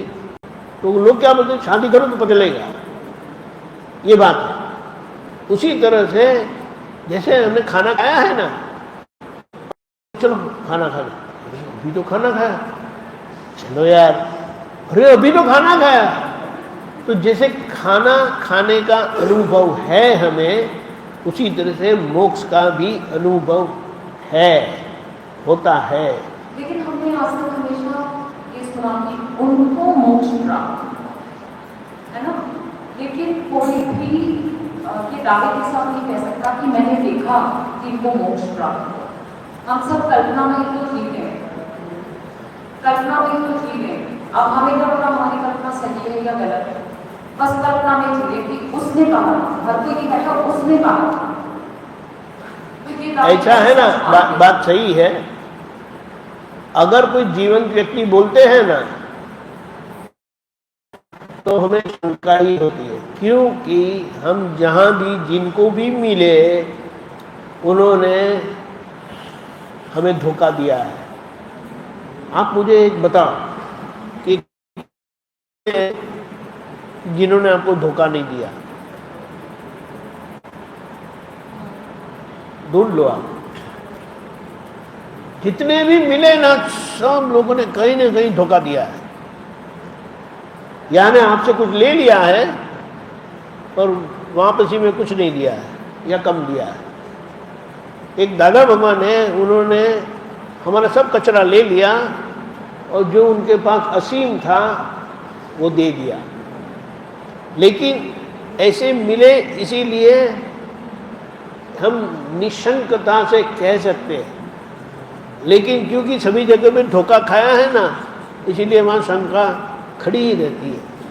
इसीलिए लोगों ने मंदिर बनवाए कि वहाँ जीवन व्यक्ति तो नहीं है, पत्थर की मूर्ति में जाके जो भावना करना है कर दो। ये मूर्ति का विज्ञान यहीं पर रहा है। तो ऐसी प्रार्थना करते करते करते करते उनको जीवन ऐसे निशंक पुरुष मिल जाते हैं, सजीवन मूर्ति यानी मूर्ति जैसे जो जी रहे हैं ऐसे आपको मिल जाते हैं, कभी आपको कोई शंका नहीं होती। इसीलिए क्या कहा कि अगर दादा कहते कि यहाँ से टूट पड़ो तो मैं तैयार हूँ। हाँ हाँ, बिल्कुल बिल्कुल।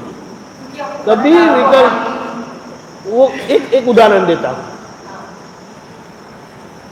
लड्डू भाई साहब थे, एक महात्मा थे, तो दादा भगवान ने कहा था वो कृष्ण भगवान जैसे वासुदेव नारायण होने वाले।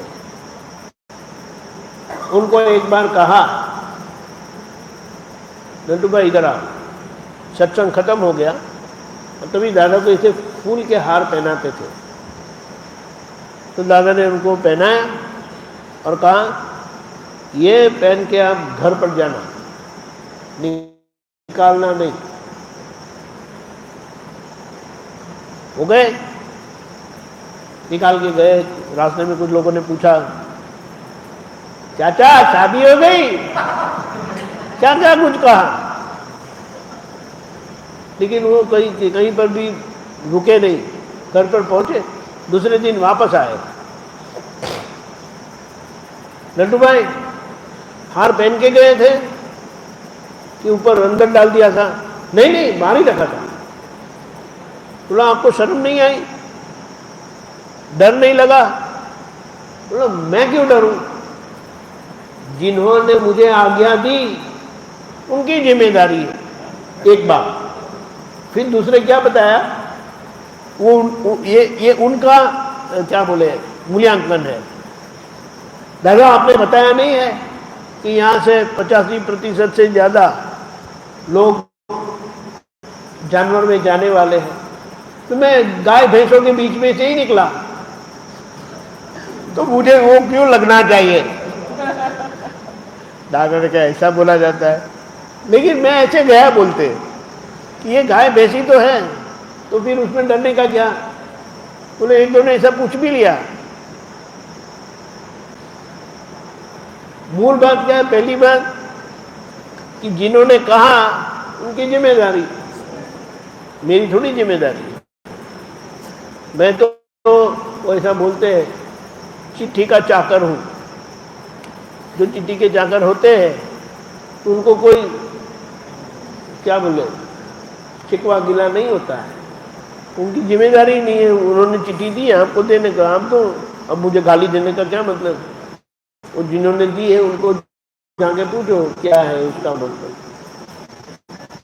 हकीकत में यही होता है, लेकिन हम उसको क्या बोलते हैं, पर्सनल ले लेते हैं, अपने पर ले लेते हैं, और इसीलिए शंका आ ही जाती है। और जहाँ पर ज्ञानी पुरुष ने, ऐसे ज्ञानी पुरुष ने हमारे लिए ये दवाई दी होती है, वो निष्फल जाती है। जो हमारा रोग निकालने के लिए हमें वो दवाई दी होती है, वो ऐसे ही चली जाती है। क्या है? इसीलिए कहा छोटे हैं तो पप्पा मुनि की आज्ञा में रहो, बड़े होकर गुरु की आज्ञा में रहो। आज्ञा में रहोगे तो आपको कोई तकलीफ नहीं आएगी, संसार भी अच्छा चलेगा और मोक्ष भी प्राप्त होगा। अब ये सीधी सीधी बात, लेकिन मैं किसको पूछूं क्यों? पूछेंगे तो मना कर दिया तो मेरी इच्छा अधूरी रह जाएगी, ऐसा है। और अपनी मर्जी को दूर करने के लिए, उसके प्रभाव से छूटने के लिए आप ऐसा कर सकते हो अगर आपकी तैयारी है तो। जो आपको मिलते हैं ना अंदर से, ऐसा रखना है कि आप उनको इच्छा वरदान दे दो। दे पाओगे? हमारी बुद्धि है ना, वो विकल्प करती है, अरे सामने वाला तो कुछ भी कर देगा। ये बाहर बताने की चीज नहीं है, अंदर हमें रखना है कि हम सामने वाले को इच्छा वरदान देते हैं। बोलो, समझ में आया? ये बात है। एक अनुभव ऐसा भी है कि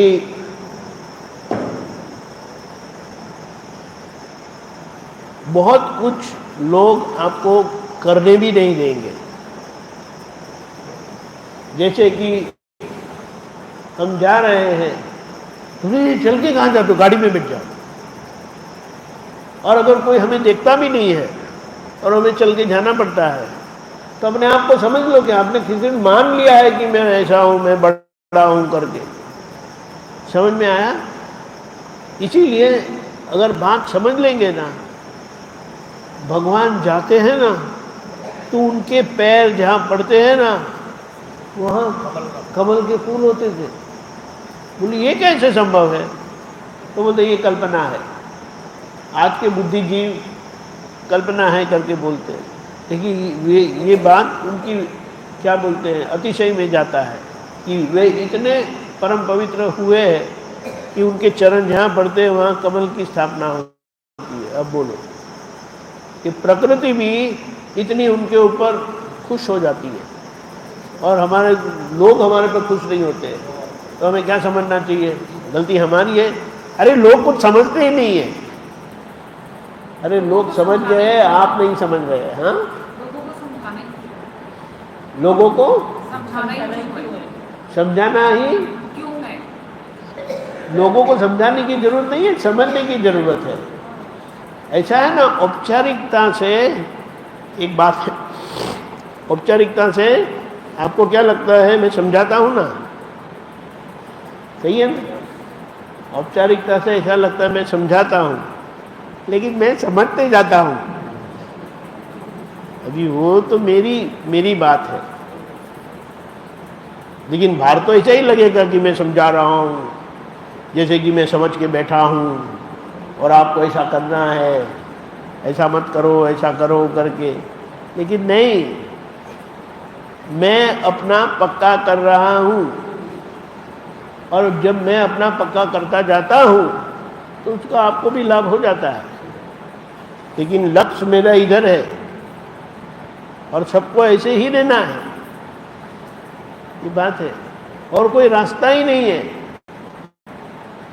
भगवान कभी किसको समझाने गए ही नहीं। हमें लगता है कि वो यहाँ गए वहाँ गए, इनका कल्याण किया, उनका कल्याण करिए, नहीं। ये जब समझ में आता है ना, तब हमको लगता है कि ये वितराग कौन से मिट्टी के बने होते हैं, समझ में नहीं आता है। बोलो, हम मानते हैं वितराग भगवान कैसे होते हैं, ऊपर ग्रह वितराग खड़े हैं, वो कैसे बताया।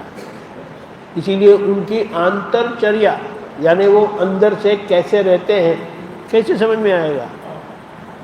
बोलो, उनको कुछ नहीं चाहिए, वो केवल देने के लिए आए हैं और हम केवल लेने के लिए आए हैं। ऐसा नहीं होता है, हमको चाहिए बस लाओ, और वो देने के लिए आए। क्यों देने के लिए आए? बोले ग्रहण किया था इसीलिए तो फंसे, अभी देकर छूट जाओ। और जो आपका है वो कोई ले नहीं सकता, और जो आपका नहीं है वो मार के भी ले जाएगा। तो फिर खुशी खुशी दे दो ना, समझ में आया? और ये जिनको आ गया वो जीत गए, उनको कोई पकड़ नहीं सकता, वो कभी हाथ में भी नहीं आते। वो सबके हाथ में आना चाहते हैं, लेकिन कोई उनको पकड़ नहीं सकते। बोलो, उसका मतलब क्या है? ज्ञानी पुरुष ऐसे हो गए होते हैं कि कैसे लोगों का कल्याण हो, लेकिन लोगों को अपनी मर्जी से चलना है। लेकिन वो इस तरह से रहते हैं कि ताकि लोग उनके पीछे चले। अभी वो कैसे समझ में आएगा? लेकिन लोग अपनी मर्जी में इतने खोए हुए हैं, डटे हुए हैं कि उनको समझ में ही नहीं आता। फिर भगवान चले गए, बोले मैं कब तक रुकूं यहाँ? जिनको आए वो आए हमारे पीछे, और जो आए वो तो उनका काम हुआ, जो नहीं आए वो रह गए। लेकिन दादा ने तो सबको उठा के लेके गए, उठा पकड़ पकड़ के लेके गए। बोलो, बिल्कुल ऐसा किया है। अभी समझदारी से अगर हम भी पकड़ ले तो हमारा काम हो जाए। ये बात यहाँ हमारी कमजोरी है, वो कमजोरी को हमें पार करना है। वो कैसे? आज्ञा से हमें उनको पकड़ना है। उन्होंने तो हमें पकड़ा ही है, लेकिन अगर हमने उनको आज्ञा से पकड़ लिया तो हमारे बाकी का व्यवहार जो हमें पकड़ के रखा है ना, उसे हम छूट जाएंगे। वो छूटने का रास्ता बता दिया। अब यहाँ हमारे पर है। बोलिए।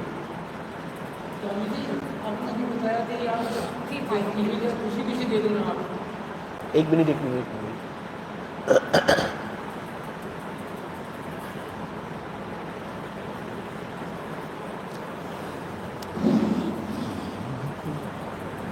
आपने जो बताया था कि जो भी किसी को दे रहे हो आप किसी दे दो, ये समझ में गलत देना चाहेंगे। क्या बताया? खुशी आप आपन से उसका मतलब क्या है? आप देने के लिए तैयार रहो, लेकिन लोग देने के लिए तैयार नहीं होते, लेने के लिए तैयार होते हैं।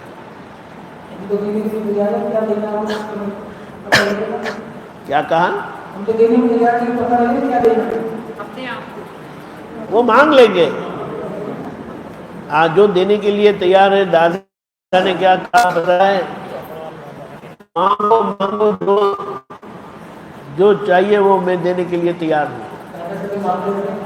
लेकिन कोई मांगने भी आए नहीं, और मांगा तो संसार की चीज मांगी। इसीलिए उन्होंने भी ये स्पष्ट किया कि मांगो तो ऐसा मांगो कि दोबारा मांगने नहीं पड़े। अब बोलो, इतना कहने के बाद भी लोग संसार की चीज मांगते हैं। फिर भी दादा ने उनसे मांगा ना तो उन्होंने दिया। बोलो, ऐसा है। और दादा के उदाहरण से हमें ये सीखने मिलता है कि देने की भावना रखो।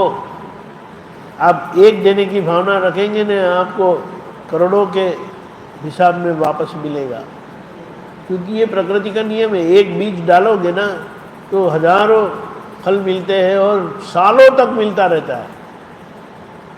ऐसा है।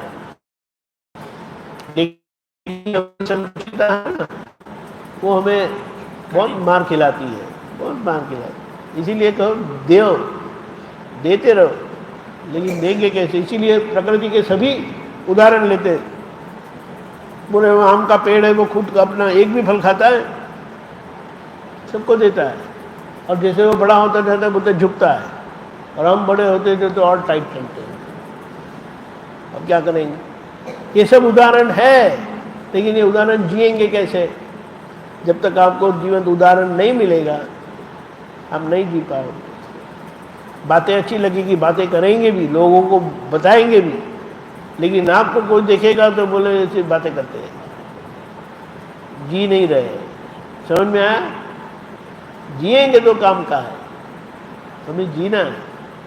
दादा ने जी कर बताया, हम कहते हैं आपके पीछे पीछे दादा। टाइम लगेगा, लेकिन आपको तैयार रहना है। बस आपकी तैयारी है तो आपको रास्ता मिल ही जाएगा। शेखावत जी बोलिए। अच्छा, वो आप समुदाय को बोलते हैं, उनको नहीं बोलता। ठीक है ठीक है, चलो ओके, बराबर है, ऐसा है। स्वामी, ये जो देने का में APS में सिक्योरिटी गार्ड था कॉन्ट्रैक्ट बेस पे ना, एक नहीं बताइए। 2013 में ज्ञान दी गई थी, 10 वर्ष में। हाँ। उसके बाद में थोड़ी तनख्वाह मिलती थी। एक बार 100 रुपये तनख्वाह मिली तो रिजर्वेशन हुआ था 6-7 वर्ष बम्बई के हिस्सा में हुए थे। तो मेरे को 2300 रुपये तनख्वाह मिली और 1700 रुपये मैंने रिजर्वेशन के कुछ खर्चा हुआ था वो थी। तो मैं एक लड़का था असिस्टेंट के सामने पंडित जी, तो उनका घर परीक्षा सिंह थे, उन्होंने करवाया ग्रेजुएशन। मैंने फोन करके पूछा, बोले 1700 रुपये अभी नहीं है तो कोई दिक्कत नहीं, आप बाद में दे देना। यानी कि मिल की तनख्वाह कितनी महीने में? 2300 रुपये। अरे तो बोले अभी तो बचेगा भी कुछ नहीं। लेकिन मेरे अंदर बहुत सारी खाना खा रहे थे, तो मैं एक लड़का रहता था पंडित जी उधर, मैंने आप उधर बस स्टैंड के सामने परीक्षा सिंह थे, उनका घर दुकान है, वहाँ मिले मेरे 1700 रुपये दे दे रहे थे। तो सब खड़े लगे, तनख्वाह तो थोड़ी मिली आपको 2300 रुपये। अरे मेरी प्रमाण इतनी मिली है कि मेरा काम बढ़िया चलता है। वो मैं अनुभव से बता रहा हूँ, मैं उधर से मैं इधर आता था तो भीतर से भी कुछ दे करके आया इधर, तो उससे डबल टेबल हर वक्त एडवांस बुकिंग रहते खड़े, यानी कि देने के भीतर बीज कोई भी। अभी भी मैं जहाँ जाता हूँ मेरे भीतर पहले देने आ जाता, लेकिन मेरे को उधर से जहाँ जाता हूँ वो कमी नहीं रहती है। बात सही है, अनुभव से बता रहा हूँ। नहीं बात सही है, बात सही। ये तो हम बुद्धि हमें है ना परेशान करती मैं है। किसी से लेकर भी आता था उधर से। हम APS से मुकेश सर उधर से नौका जी थे उस टाइम, तो उनसे कहीं से मैंने कहा 500 रुपये देना, मैंने दे दिया। तो देने वाला तो यहाँ से देगा नहीं, तो मैंने कहा आप तो ले लेना ना, हम दो तो सही, वो पहले भी मिल जाते थे यार। ऐसा है, ये अनुभव से बता रहा हूँ। यदि हमारे अंदर परमाणु देने के पर स्वामी जी, जब तक लिमिटेशन मतलब देने की कम रहता है ना, देने का रहता है, जब किसी पास एक्सेस हो जाता है ना, वो एक्सेस को और ज़्यादा करने की भी उसकी रहती है। फिर वो ज़्यादा सोचने की जरूरत नहीं है, वो देने का भी वो हमारा काम नहीं है। उनको है ना दुर्भाग्य से मार्ग नहीं मिला। जिनको मार्ग मिल जाता है ना, वो बांटना शुरू कर देते हैं। एक महात्मा अपना अनुभव कहते हैं। सर जी, मैंने काफी बार एपीएस में ये जो होता है ना, इकट्ठा करने के लिए 2023 में प्रयास कर रहा हूँ। मैंने डिमांड भी काफी करी है। इधर ताराचंद जी, उनको भी कई बार कहा कि हमारी एपीएस को एक बार इकट्ठा कराऊंगा तो रिटायरमेंट हो जाए अंदर से, तो कि एक बार वहाँ आप 17-18 सौ 2000 बच्चे, टीचर, स्टाफ सब कुछ, लेकिन अभी मैं वहाँ से रिटायरमेंट हो जाए, लेकिन वो मेरा प्रोसेस था ना भीतर से, वो पूर्ण हुआ नहीं। वे मुझे मैडम एपीएस से कहिए, जान के दो। वहाँ क्या कराना चाहते हो आप? सेमिनार तो हो जाएगी, आप भाव रखो, नल का अब विश्वास कर लेंगे। 2014-15 से जब तक जैसे ज्ञान का मेरे को प्रवाह बंद नहीं हुआ, तो इतना बड़ा कई नंबर है ही नहीं, इतना शिक्षा का केंद्र सब कुछ, लेकिन वो मैं कई बार कहा था तो करवाने ऐसे भी आप करो। मैडम डिमांड कर देगी ऑफिस में, मैं चल चलूँगा, प्रिंसिपल मेरे खास मिलने वाले रिलेशन में भी पढ़ते हैं, 1-2 घंटे के लिए टाइम निकाल करके पूरी एपीएस के बच्चों को 2 घंटे का सत्संग, 1 घंटे का भी मिल जाएगा, 2 घंटा बहुत बढ़िया। मैडम बैठी कभी हमारे आपको पूरा आए उधर, सबके अंदर डिजिटल डाले एक तरह से पूरी सीखी, और सारे एकदम ग्रीन बच्चे, मैडम को पता है। ऐसा बताया है ना कि दादा को बहुत इच्छा थी कि लोगों को मिले, लेकिन सामने पुण्य भी होनी चाहिए ना। लोग की और खोए हुए हैं। वो अमेरिका में गए, व्रज करके एक भूमि है वहाँ पर, और वहाँ पर सब लोगों को उन्होंने देखा कि कृष्ण भगवान की बहुत दिल से भक्ति करते थे। तो महात्मा लेके गए थे उनके पास, तो दादा ने वहाँ गए और बताया, मंदिर में गए, उन्होंने कहा उतर के, मैं आपको मोक्ष देने के लिए आया हूँ, किसको चाहिए? लोगों ने उनकी हंसी उड़ाई, क्या करेंगे आप,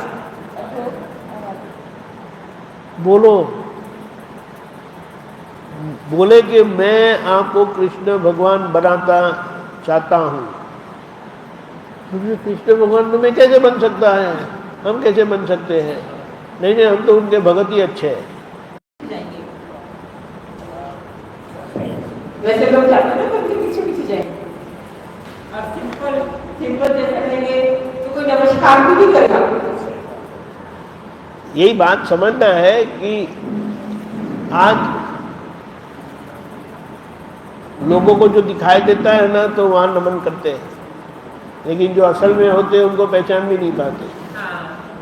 ऐसा ही होता है, इसीलिए कलयुग कहा ना, बताया ना, इसीलिए कि लोगों को हीन पुण्य मनुष्यों को सत्य समझ आने, खुद को बोलना ही पड़ा कि मैं भगवान हूँ करके, और फिर भी लोग शंका करते थे। दादा ने कहा मैं क्या करूँ, और जो पुण्यशाली है वो मिल जाएगा, ऐसा है।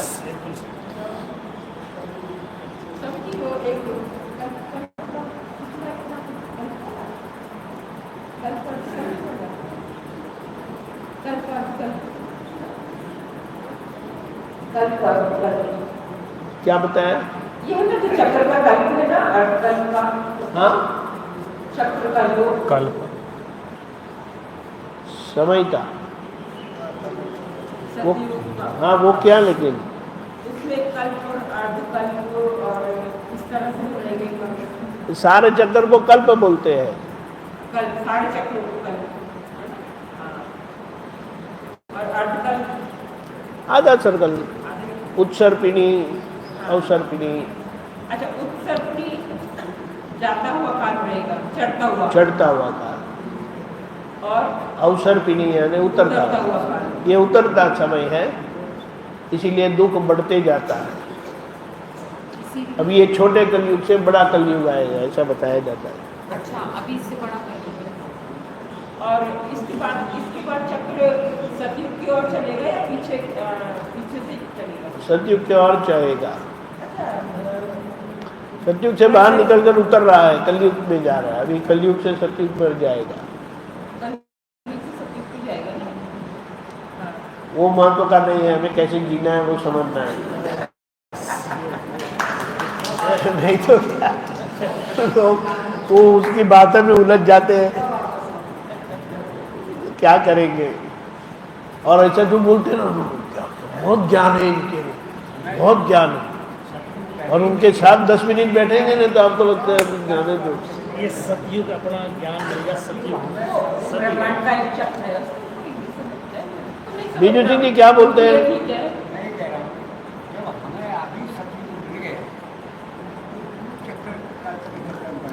नहीं, वो तो है ना। इसके लिए क्या बताया, यहाँ सभी प्रकार के जीव है। किसी को बहुत जानने की कोशिश होती है, ये क्या है, ये क्या है, कोई गलत नहीं है, जानने की जरूरत नहीं। मैं सिद्धात्मा हूँ, वो आपको मिल गया है। कोई जानना चाहते हैं कि ये सब क्या है, तो उनके लिए बराबर है। लेकिन मोक्ष के लिए ये जानने की जरूरत नहीं है। मोक्ष के लिए मैं कौन हूँ वो जानने की जरूरत है, और वो जानकर जिए जाओ, और जिए उनको मिल गया फल। तो बातें ही करते रहे, वो बातें ही करते रहे, ऐसा है। और शब्द है ना, बहुत बड़ा विकल्प है। जितना शब्द के बगैर काम होता है ना, उसके अच्छा कोई नहीं। वरना शब्द हमेशा भेद का कारण बनता ही नहीं, कहीं ना कहीं। और खास करके मूल पुरुष जाने के बाद वो बोलेंगे नहीं दादा ने ऐसा कहा था, कोई कहेंगे नहीं दादा ने ऐसा कहा था पर उसका मतलब ये होता है।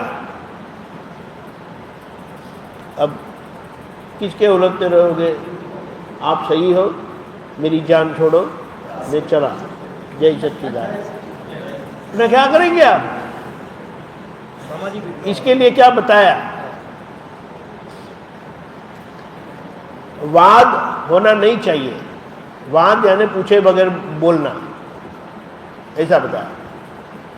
लेकिन फिर भी वाद आपके ऊपर आएगा, कोई ना कोई आपको पूछे बगैर कहेगा या कुछ भी कहेगा, तो आपके तरफ से विवाद नहीं जाना चाहिए।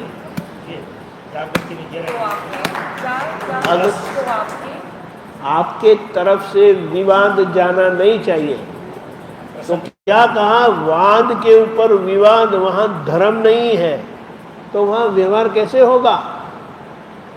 समझ में आया? जो पूछते हैं ना उसे वाद नहीं कहते, लेकिन पूछना और कहने में फर्क है। पूछना और कहना दोनों में फर्क है। जो कहते हैं उसे वाद कहते हैं, जो कहते हैं उसे वाद कहते हैं। और वाद के ऊपर विवाद ना हो, वो हमें जागृत रहना है। जैसे कि फिर भी जैसे दादा मगा ने बताया, तो वो वाद हो गया। लेकिन अगर किसी ने विवाद किया, दादा वहीं रुक जाते थे।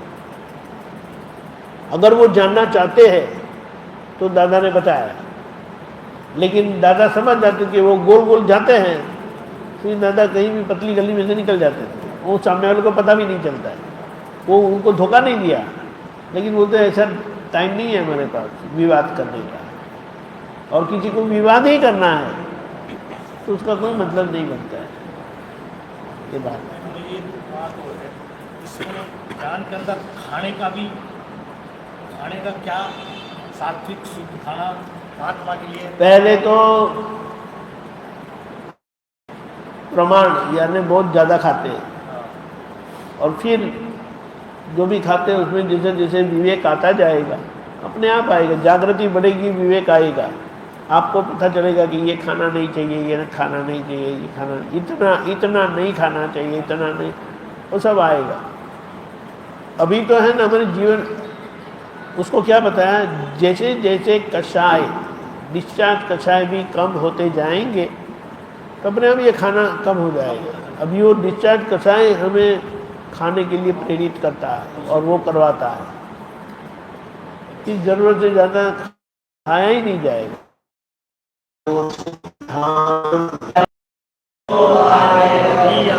नमो जायाण नमो लोहे सव साहुणम ऐसो पंचन मुक्कारो सव पावप्रणसनो मंगलानं च सौवेशे परमं हवै मंगलम्। ओम नमो भगवते वासुदेवाय। ओम नमः शिवाय। जय सच्चिदानंद। जय सच्चिदानंद।